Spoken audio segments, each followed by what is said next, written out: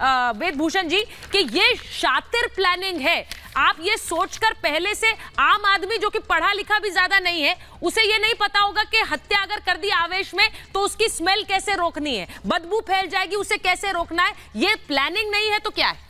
देखिए, यदि आफ्ताब के केस में और ये रंजन गुप्ता वाले केस में आप देखेंगे, दोनों में एक सिमिलरिटी जरूर है। जो दिल्ली की कल्चर है, एक दूसरे से किसी से वास्ता नहीं। मैं भी उस जगह पर गया था जहां पर श्रद्धा का मर्डर हुआ था। वो नेबर ऊपर नीचे वाले बोल रहे कि हमें इनसे कोई वास्ता नहीं था, हमारा कोई लेना देना नहीं था, कोई फैमिली रिलेशन नहीं थे। इसी तरह यदि आप पांडव नगर की टॉपोग्राफी देखें, वहाँ आप एक दूसरे को जानते नहीं है कि उस घर में क्या चल रहा है। केवल बदबू से और शोर से सुना जा सकता है कि वहाँ मर्डर हो रहा है, क्या हो रहा है उसको यही नहीं पता पड़ोसी को कि वो आदमी घर में है भी। उनके घर में जो आदमी कभी कभी दिखाई देता था उनका फादर था, क्योंकि सोसाइटी से उनका कोई कनेक्ट नहीं है। इसी की वजह से आप थाने में जाते हैं, आप केवल एक सरफेशियल एक बात करके चले आते, कोई पुलिस उसका कॉग्निजेंस कैसे ले? पड़ोसी कोई बताने के लिए राजी नहीं, घर वाले उसको कंसील करना चाहते हैं। आफ्ताब कंसील करना चाहता है, मर्डर पांडव नगर केस के उसमें पेंट करा देता है, तमाम तरह के यत्न करता है, कोशिश करता है कोई एक्सपोज ना हो जाए, पता ना लग जाए। ये तो एक पेनस्टेकिंग इन्वेस्टिगेशन थी क्राइम ब्रांच की, जो उन्होंने इस केस को वर्कआउट कर लिया सीसीटीवी की मदद से, कि वो बॉडी के पार्ट्स को बैग में ले जाता दिखाई दे रहा है। बहुत तरह के एविडेंसेस कलेक्ट किए गए होंगे, तब जाकर आज पुलिस उस नतीजे तक पहुंची है और उसकी गिरफ्त में है, पुलिस की गिरफ्त में। तो इसलिए जो सोसाइटी का जो चेंज आ रहा है दिल्ली के अंदर, इस तरह की जो डॉक्टर साहब ने कहा है, डॉक्टर साहब ने इस तरह की चीजें अभी और एक्सपेक्ट कीजिए, क्योंकि सोसाइटी जिस तरह से जा रही है, रहन सहन जिस तरह से, मैं एक बार जरा मैं कोई वास्ता नहीं है। मैं एक बार जरा अपने दर्शकों को बताना चाहती हूँ कि आज आफ्ताब का पॉलीग्राफ टेस्ट हुआ।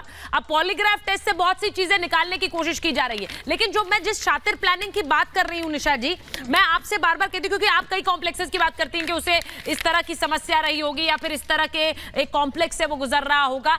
ये कॉम्प्लेक्सेस मैं बार बार कहती हूँ कि किसी कातिल को बचाने के लिए इस्तेमाल क्यों हो रहे हैं, और हो रहे हैं, ये आप मानेंगे? ये कातिल को बचाने के लिए नहीं हो रहे, क्योंकि मैं ऐसे पेशेंट्स को डील करती हूँ जो हमें क्लिनिक में आकर बोलते हैं, मैं अपनी माँ को मारना चाहता हूँ, मैं अपने बाप को मारना चाहता हूँ, मैं अपनी बीवी को मारना चाहता हूँ।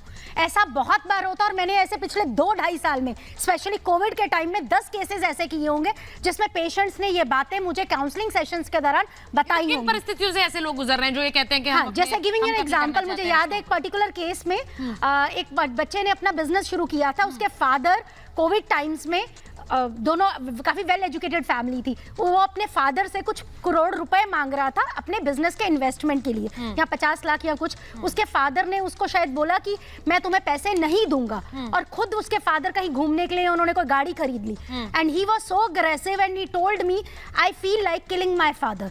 तो ऐसे एक छोड़कर अलग पेस, गिविंग यू एन एग्जांपल, एक पर्टिकुलर केस में एक लड़की ने बोला कोविड के दौरान मेरी मदर की डेथ हो गई, तो बाद में मेरे फादर ने ऐसे ही बोला शायद तुम चाहती होगी मैं ना रहता। तो शी स्टार्टेड टॉकिंग अबाउट काश एप्पल सीड्स से हम मार दे। अगर कोई भी सिचुएशन होती थी उसका ये आता था, एप्पल सीड्स देकर उसके काट कर, उसको मॉम पिक्चर का वो पर्टिकुलर सीन याद था कि एप्पल सीड्स को निकाल कर मारने की कोशिश की जा सकती है। आपके चैनल के माध्यम से ये बोल रही हूँ, ऐसे कातिल को सजाए क्या बोलते हैं, मौत की फांसी की सजा होनी चाहिए।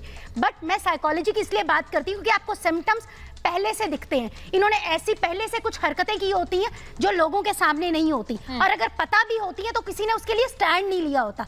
ये एक बहुत बड़ा रीजन है। जैसे आफ्ताब के केस में भी देख लीजिए, उसने मारा था, पर कहीं ना कहीं श्रद्धा ने स्टैंड नहीं लिया और वॉकआउट भी नहीं किया उस रिलेशनशिप से। तो वो बहुत बार अपने आप को, क्योंकि सामने वाले को लगता है कि मेरे खिलाफ कोई एक्शन नहीं लिया जा सकता, तो उनके हौसले और बुलंद हो जाते हैं। और रेड फ्लैग्स की जैसे मैं बात करती हूं, आपने कहा कि उन्हें कोई